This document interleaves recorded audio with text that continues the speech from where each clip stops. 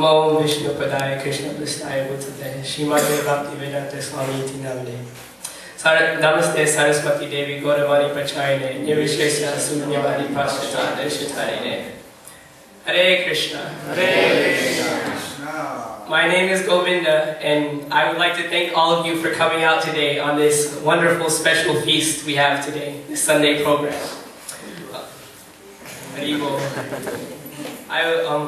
I will be speaking on the Nectar of Instruction, this book we learned in class. I will speak on the first 3 verses, and then Monisha will come and speak on the next 3. I am not qualified to speak, so please forgive me if I make any offenses. So, before we begin discussing specific verses, I would like to first give a brief introduction on the Nectar of Instruction, and why we study it, and why devotees should study it. The Nectar of Instruction was written by Srila Rupa Goswami, and it is also known as Sri Upadeshamrita. Upadesha means advice or instruction, and Amrita means nectar. This book is comprised of just 11 verses, and it's really a basic introduction to Krishna consciousness, as it summarizes practical Krishna consciousness, and tells us and teaches us how to become pure devotees. Govinda, why should we take advice from Rupa Goswami? This is a good question.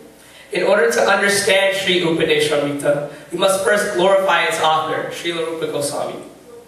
Rupa Goswami was one of the 6 Goswamis of Vrindavan, and he was a very close associate of Lord Chaitanya Mahaprabhu. Him and his brother Sanatan Goswami were the 2nd Prime Minister and Chief of the Treasury under the Nawab, the Muslim king at the time. The Nawab trusted them so much that he essentially gave them control of the entire kingdom.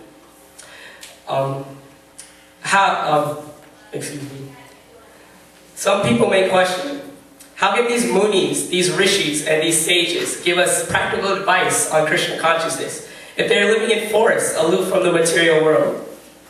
This is not the case with the Goswamis. The Goswamis were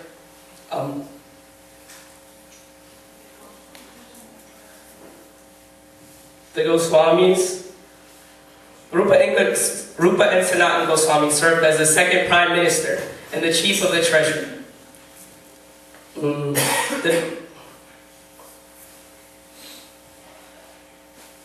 The people also trusted Rupa and Sanatan, as they both held very prestigious positions in society.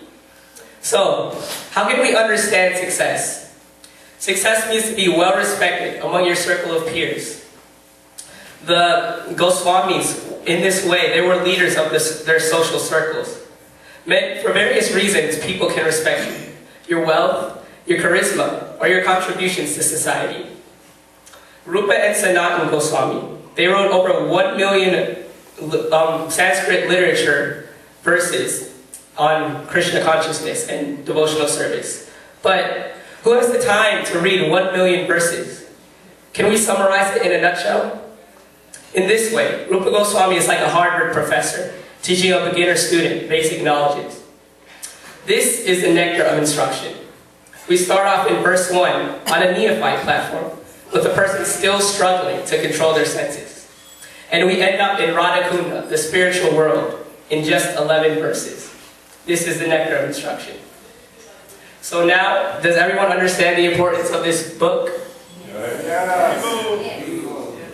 Okay, so let's start with verse 1. But before we begin, I would like to remind each and every one of you that each and every one of these verses is very significant.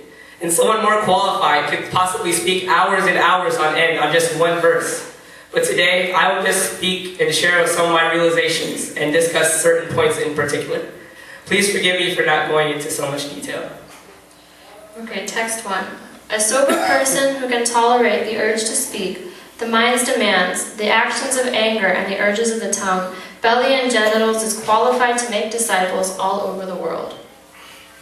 So let's say you are hearing this verse for the first time. What is your first impression of Krishna consciousness? Yes? Krishna consciousness doesn't sound very fun. Controlling this, controlling that. How can someone have fun when they're controlling everything? This is a good question. Did everyone hear it? She asked, how can Krishna consciousness doesn't sound very fun in this verse? Rupa Goswami is saying to control this, control that. So how can we be happy practicing Krishna consciousness? Yes, Rupa Goswami is essentially saying, control the mind, control the body, control the senses, control, control, control. Doesn't this seem like the formula for a depressed individual? Yes. If someone is always forced to control themselves, doesn't this make Krishna consciousness seem like it breeds repressed individuals? Isn't it necessary to just, relax, let go sometimes, or blow off steam? In fact, society teaches us that it's normal for us to do so. Okay, so let's discuss this phrase a little more. To blow off steam. Let's look at an analogy. Famous psychologists such as Sigmund Freud have presented this analogy that is widely accepted in today's society. They compare the mind, the senses, the individual to a pressure cooker. Now, is everybody familiar with what a pressure cooker is? Yeah. Okay. With a pressure cooker, you take the cooker and you place it on top of some heat, and then you cover it with a lid. And what happens inside? The pressure inside goes up and up and up until finally, what happens? It just has to release to blow off steam. Likewise, the analogy says, you are a pressure cooker. Life is like that stove, constantly giving heat. And on top of that pressure cooker is the lid of society. Psychologists say, the reason you don't act in a certain way and steal nice things is because you know there will be consequences. The reason that you don't do certain things is because society doesn't approve. So here we are, a bunch of pressure cookers. And because we have all these urges on the insides to act certain ways, unable to do so, the pressure inside just builds up and up. And then finally what happens? We just have to release our steam. We'll let go every once in a while. Engage in all sorts of activities to satisfy our mind and senses. And that's what allows us to tolerate this miserable place. What makes us happy? What keeps us normal? Makes sense, right? Alright. Well, the Vedic scriptures, they disagree. Instead of looking at the mind as a pressure cooker, they present an alternative analogy. They look at the mind as a child. Now when a child is young, he goes here and there. He may push a kid down in the sandbox. He may hit another kid with a stick. Now when the parent sees him doing this, will the parent ever say, oh, it's okay, you haven't hit a kid with a stick in a while. You just need to blow off steam. No, the parent usually says, no, don't do this. And the child isn't perfect, so maybe he'll do it again. And when the parent sees him doing it again, will the parent say, oh, it's okay, you can do it once a month or twice a year? No, the parent will say, don't do this. And so gradually, the child can be trained to overcome this behavior. Now when that same child is 30 years old, will he say, man, I feel so repressed. I didn't get to hit that kid with a stick when I was younger. I just can't tolerate it. No, the child usually will say, well, no, usually this won't happen. We can also use the analogy of a tree sapling. When a tree is in its initial growing stages, it has a tendency to grow crooked. But through proper training, it can be trained to grow straight. To grow straight is the tree's natural position. And by proper training, it can be trained to realize its natural position. This is Krishna consciousness. This is how we should understand sense control.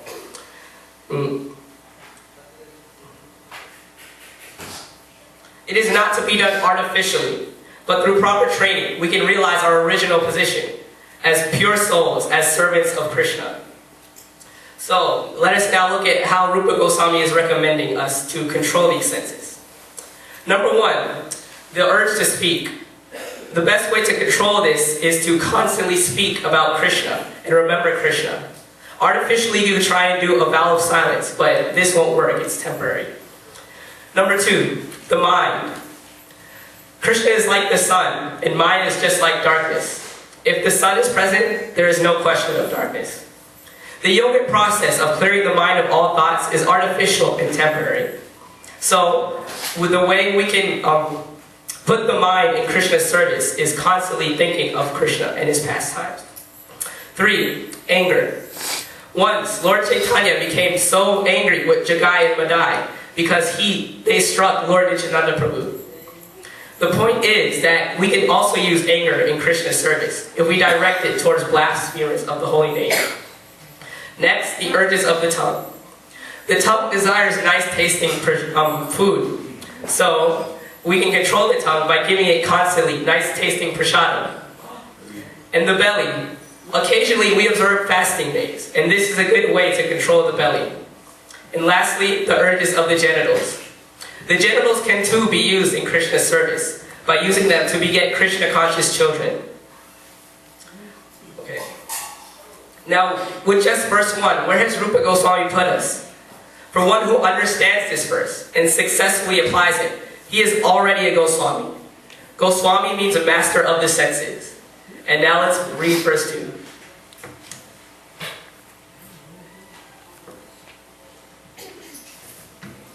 One's devotional service is spoiled when he becomes too entangled in the following 6 activities: eating more than necessary or collecting more funds than required, over-endeavoring for mundane things that are very difficult to obtain, talking unnecessarily about mundane subject matters, practicing the scriptural rules and regulations only for the sake of following them and not for the sake of spiritual advancement, or rejecting the rules and regulations of the scriptures and working independently or whimsically.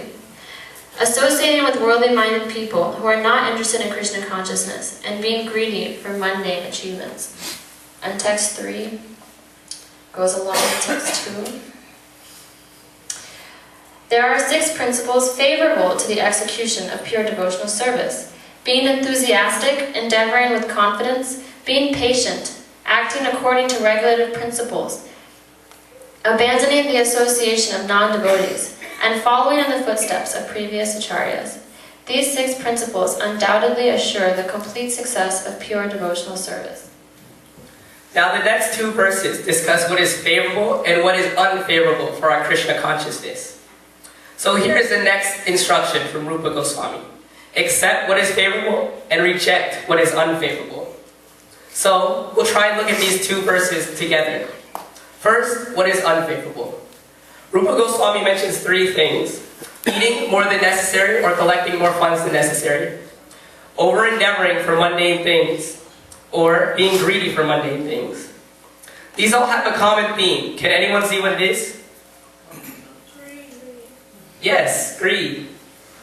Being greedy for material things is not favorable for our Krishna consciousness, because greed will breed attachment. Everything in this world is temporary. Our jobs, our wealth, our titles in society.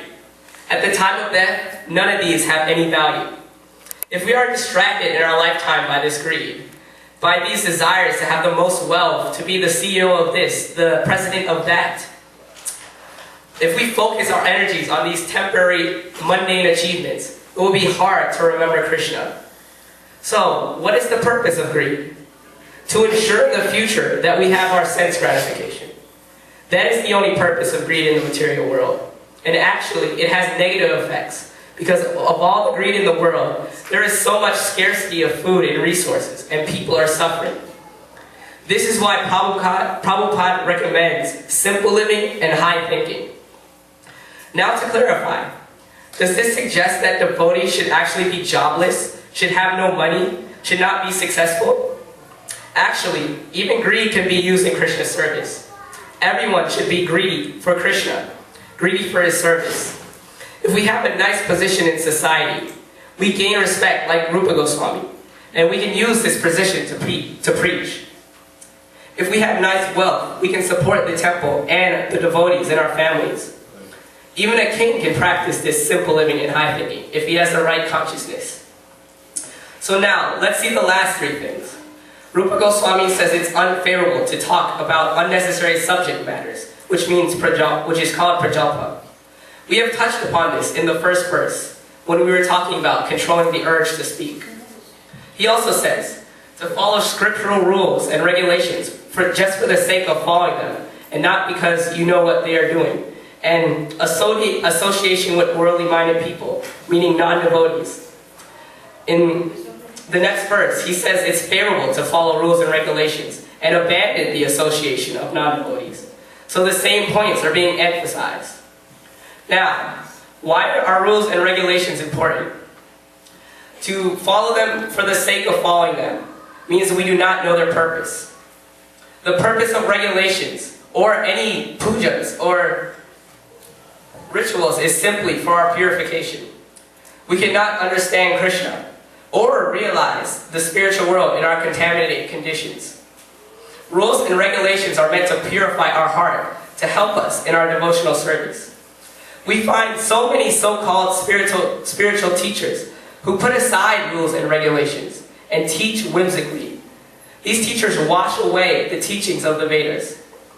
Srila Prabhupada was never like this. The 4 regulative principles were never optional but mandatory.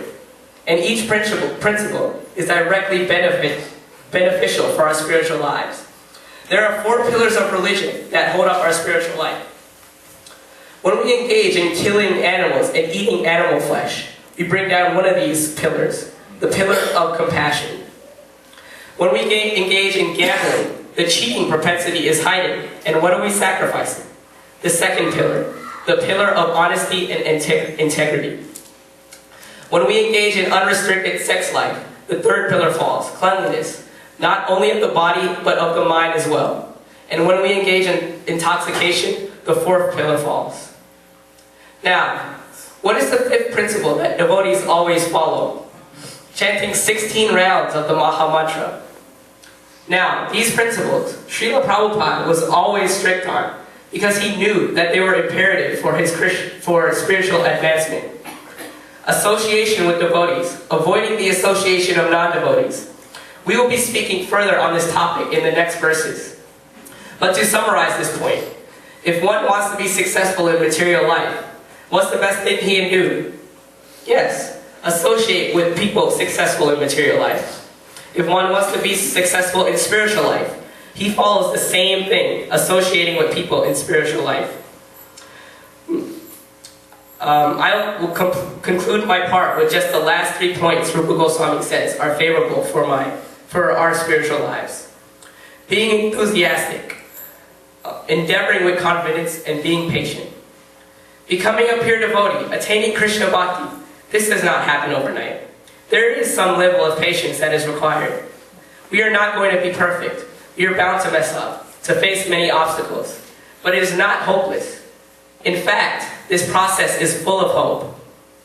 Once we take one step on this path of bhakti, once we have a tinge of desire to serve Krishna, we must have confidence that Krishna is not going to leave us. He will help us. He will protect us in our service. Why? Because Krishna loves you. He loves every single one of you in this room. And every single one of you in this room has a special place in the spiritual world. A place that no one can take. And Krishna wants you to come back more than you want to go back. Isn't this wonderful? We should be enthusiastic in our service, having faith and conviction that if we patiently follow in the footsteps of the Acharyas, Srila Rupa Goswami, Srila Prabhupada's instructions, that Krishna will surely take us back to Godhead. Holding on to this fact will actually help us progress very nicely.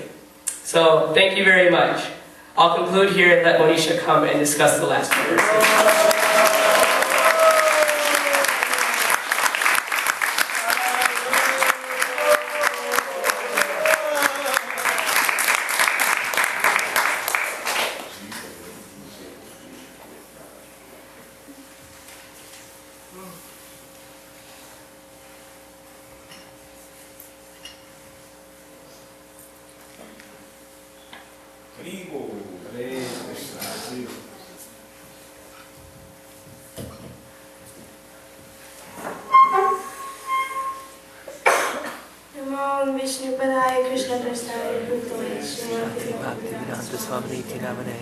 Namaste Sarasvati Devi Gopalini Charni Yugvishesha Shunyavali Paschatya Deshatarne. Haribol. Haribol. My name is Monisha, and I will be continuing the lecture on verses 4, 5, and 6 from Nectar of Instructions. And I'm not qualified to speak, so please forgive me if I commit any offenses. So now, like we discussed, the first 3 verses In the first 3 verses, there is one point that has been stressed over and over again. And Govinda's already touched upon this point. Does anyone remember what that point was? Yes, that's right. Devotee association. Verse 4 is all about devotee association. Rupa Goswami has condensed the essence of all scriptures into just 11 verses. And this one point comes up multiple times. So what does that tell us? Well, obviously that association must be very important, right? Yes. Association can be very influential. And there's a story. It's actually one of Aesop's famous fables that will help us understand this. So once there was a swan, a big, beautiful swan. But the thing was that this swan, she liked to associate with crows. One day, a bird catcher came along, and he was out to capture the crows.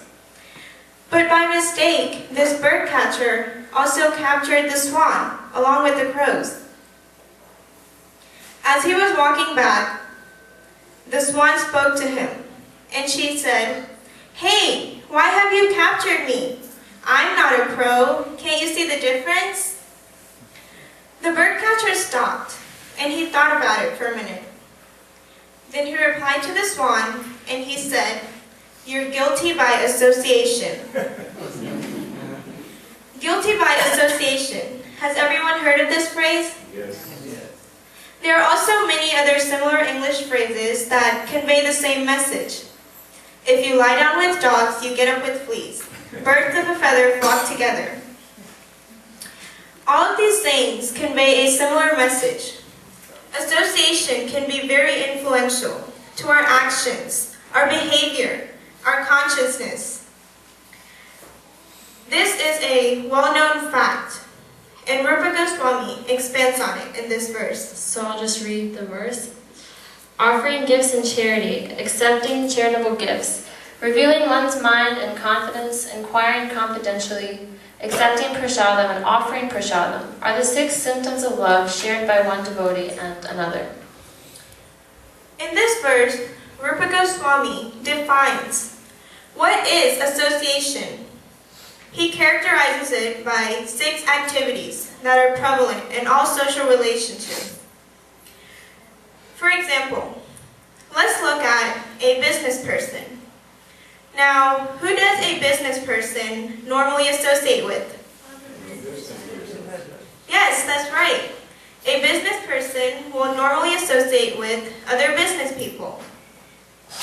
So when these 2 businessmen are together, it is natural or obvious for them to talk about business topics that they can both relate to. One businessman will say to the other, "You know, your business is going this way, my business is going that way. Can you give me some advice? May I offer you a suggestion?" They will have this sort of interaction. And in this way, they will open their minds and inquire from one another. Now, where do these businessmen normally have these types of conversations? Over lunch, over dinner. Businessmen will take each other out to eat. Let's say it's Wednesday and you take your colleague out to lunch. When Friday comes along, common etiquette is that he takes you out to lunch. And even amongst friends, you may invite your friends over to your house for dinner and vice versa. And eating is everyone's favorite pastime. Legal. And it is a way for us to develop relationships. And finally, one other thing. Let's go back to the business people. Let's say that these 2 businessmen are about to strike a business deal. To seal the deal, they will send each other nice, expensive gifts. Gift giving is a practice that is common across all cultures throughout the world. And when you give a gift to someone, it shows to them that you care about that person, and it's a sign of your friendship. We give gifts to our friends and family on birthdays, holidays, any special occasions. So Rupa Goswami has taken these same concepts, eating together, inquiring, and opening our minds to each other, and giving and receiving gifts. He has taken these concepts and he has Krishnized them. He has made them applicable to Krishna consciousness so that we can use them towards service. But how can we do this? Well, in regards to opening our minds and inquiring confidentially, we can talk to other devotees about Krishna. We can glorify his pastimes. Eating together. We don't go to common restaurants, but we can still offer other devotees prasadam, and we should receive it when it is offered. We should accept it when it is offered to us. And giving gifts has the same connotation as it does in the material life. When you give a gift to a devotee, it is still showing that you care about that person. And you're showing them a sign of your friendship. But let us understand, where does this propensity come from? Why do we have these desires to associate with others? Well, they come from the spiritual world. There, we were always associating with Krishna and his devotees. So when we come here, naturally, we're still looking for that same affection.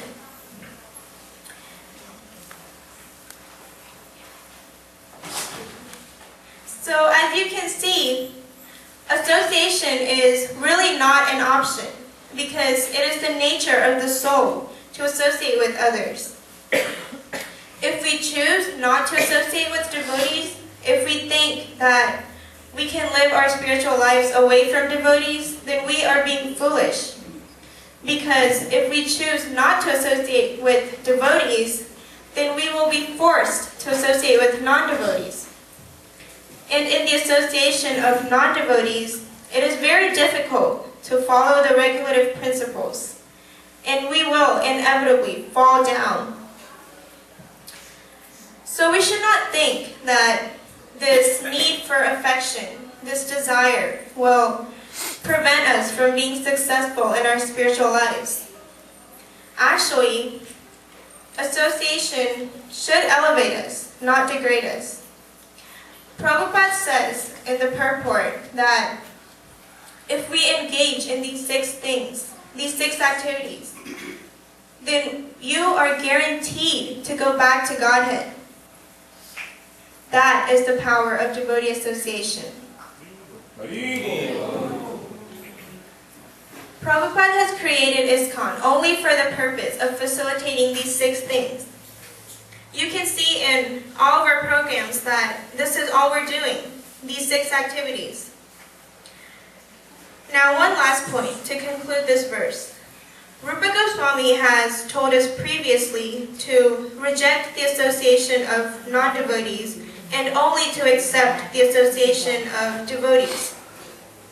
Does this mean that we should not go to school or have jobs or not even talk to these non-devotees? If that is the case, then how will we preach? How will we push this movement forward? Rupa Goswami has given us the answer to that question also.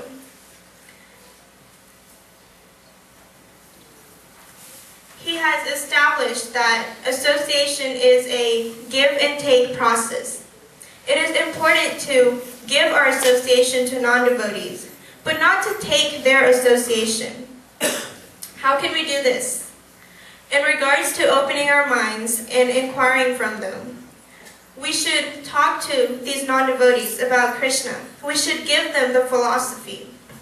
Or if not, then at the very least, we should not take their advice. We should not let them influence our minds by listening to their worldly topics.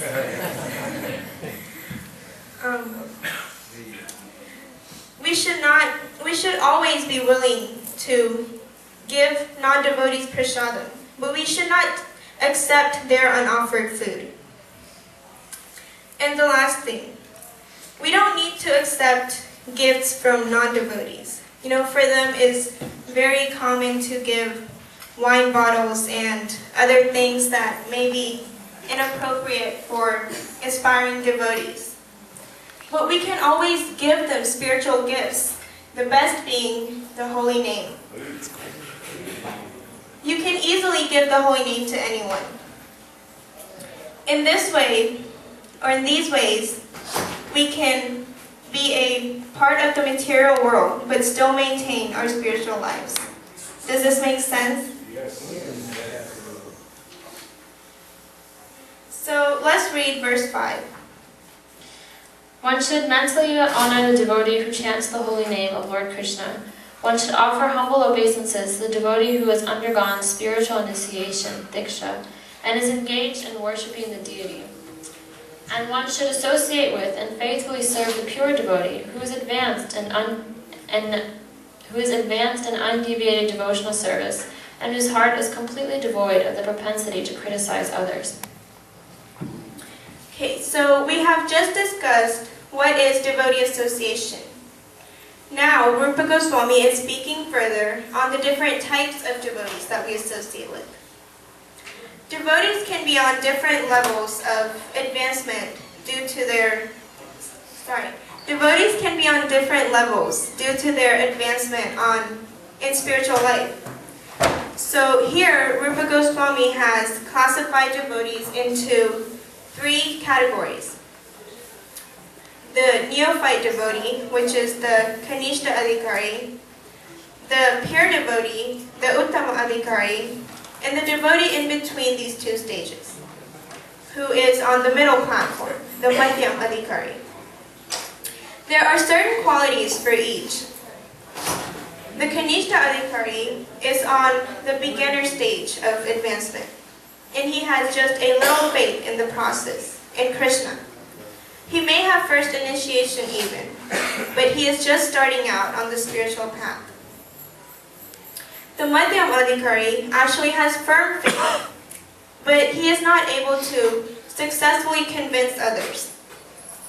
He has received diksha, first and second initiation, and he is actively engaged in service. And lastly, the Uttama Adhikari is a pure devotee.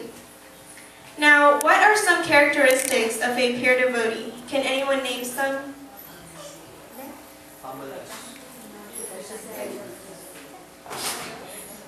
Yes, so the pure devotee has firm faith, he's humble, and he can successfully convince others. He has a clean heart, and he has absolutely no interest in criticizing others. But now it may seem strange. Why does Rupa Goswami create these distinctions? Why should we discriminate amongst devotees? To discriminate means to tell the difference between, like when we say to discriminate between what is right and wrong.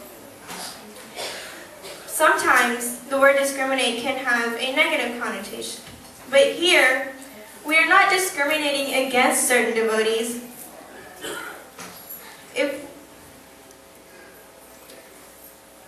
This verse does not give us the right to judge others or to categorize devotees by saying, oh, you're a Kanishta, you are not so advanced yet, or something to this extent. No, actually, Rupa Goswami is saying that each of these devotees deserve respect according to their level of advancement. So there are 2 reasons why the need to distinguish is there. First, you interact with each of these devotees differently. If you are in the association of a pure devotee, then you should serve him sincerely. You should take his instructions, and you should inquire from him. But these same interactions would not be appropriate when in the association of a neophyte devotee. Now, we should respect all devotees of the Lord, but to take instructions or advice from a neophyte devotee may not be the most intelligent thing to do. So if there is no classification system, then how do we know who is a pure devotee? So this is the first reason. So we can identify who is a pure devotee and we can interact with them accordingly. Now the second reason. This classification system allows us to assess what level we are on. We can measure our spiritual progress by seeing what platform we fall on. It is important to realize that for the first two platforms, it is not so black and white. We may not always clearly understand which platform we fall on. Sometimes you may really advance in one area of Krishna consciousness, but in other areas you might still be struggling in the neophyte stage.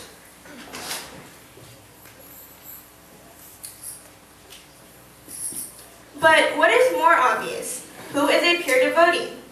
There is a clear difference between a pure devotee and someone who is still trying to reach that level. Therefore, these classifications present a goal for each one of us. Here are the qualities of a pure devotee. Do we have those qualities? Are we free from the propensity to criticize others? Have we cleared all the anarthas from our heart? Lust, greed, envy? No. Okay, then we have some work to do. Here is the goal, to become pure devotees. And now we can work to attain that goal. This makes sense? Yes. Okay, we'll conclude today's discussion with some brief realizations on the last verse. Being situated in his original Krishna-conscious position, a pure devotee does not identify with the body. Such a devotee should not be seen from a materialistic point of view. Indeed, one should overlook a devotee's having a body born in a low family, a body with a bad complexion, a deformed body, or a diseased or infirm body. According to ordinary vision, such imperfections may seem prominent in the body of a pure devotee, but despite such seeming defects, the body of a pure devotee cannot be polluted. It is exactly like the waters of the Ganges, which during the rainy season are sometimes full of bubbles, foam, and mud. The Ganges waters do not become polluted. Those who are advanced in spiritual understanding will bathe in the Ganges without considering the condition of the water. So in this last instruction, Rupa Goswami is specifically talking about the pure devotee, the Uttama Adhikari. He's teaching us how to understand this devotee.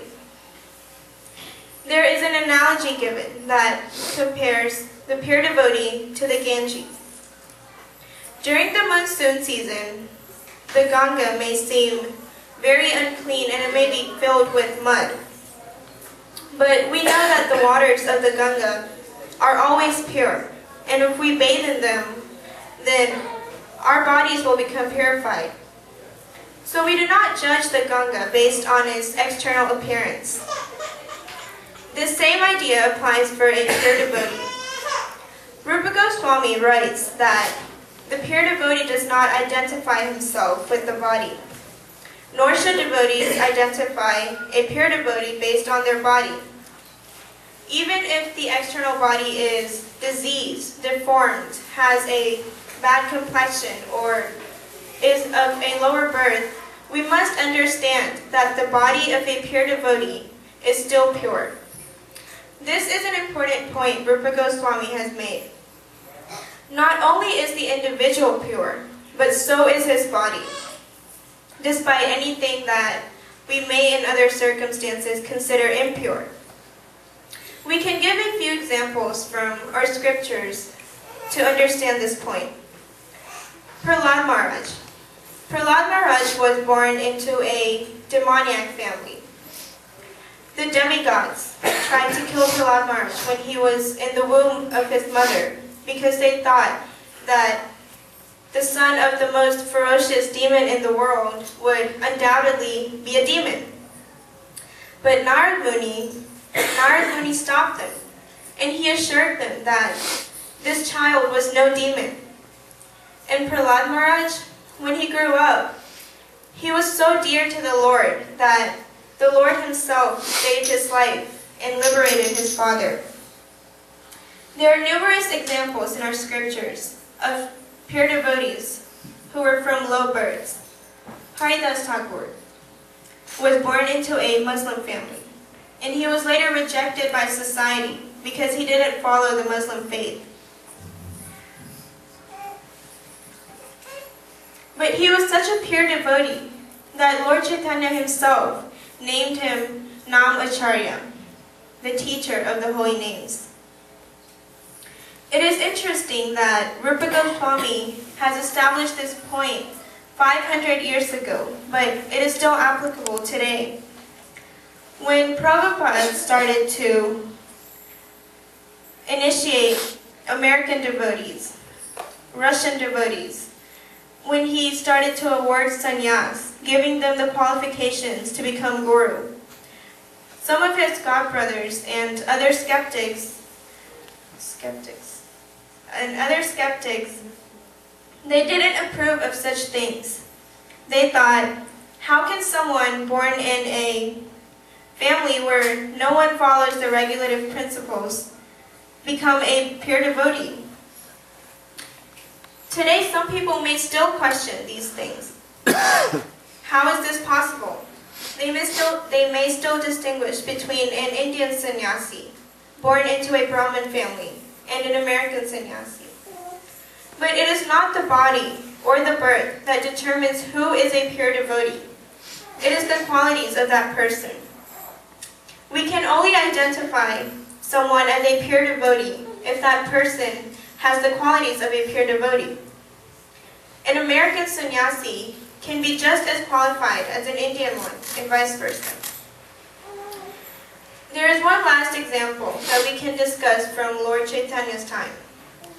When Lord Chaitanya was traveling in India, there was one man who had a severe case of leprosy. His body was just deteriorating and he had been shunned by society. But this man, he had an intense love for the Lord. And when he found out that Lord Chaitanya was passing by his town, he rushed to see him. But by the time he reached, he learned that the Lord had already left that place.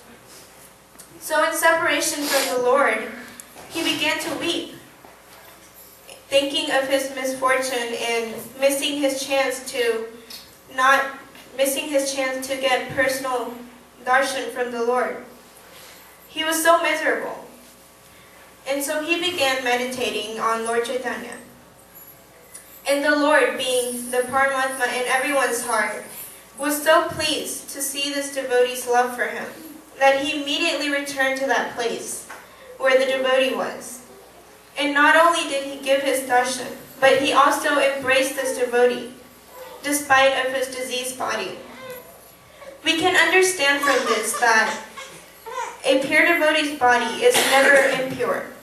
If we get the chance to wash the feet of a pure devotee, or if we get some Mahaprasad from their hands, then we should have full faith that these interactions will purify us, regardless of that devotee's bodily conditions.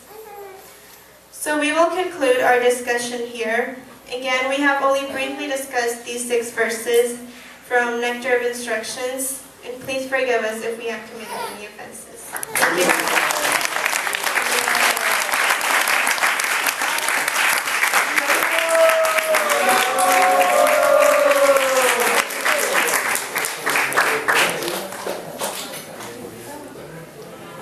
Hare Krishna. So let's give another enthusiastic round of applause to all these men.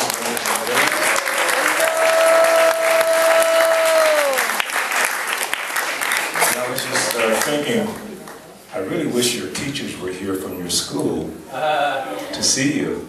This is so special. We're so proud of you and Govinda. And As I said in the beginning, if this movement is going to go forward, it won't be because of us. As Papa would always say, we'll be dead and gone.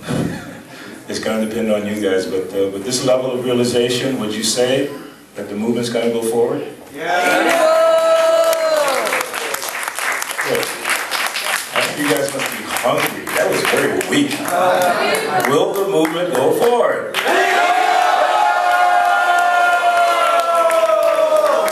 So let's all raise our hands and give them the blessing of chanting Hare Krishna. Hare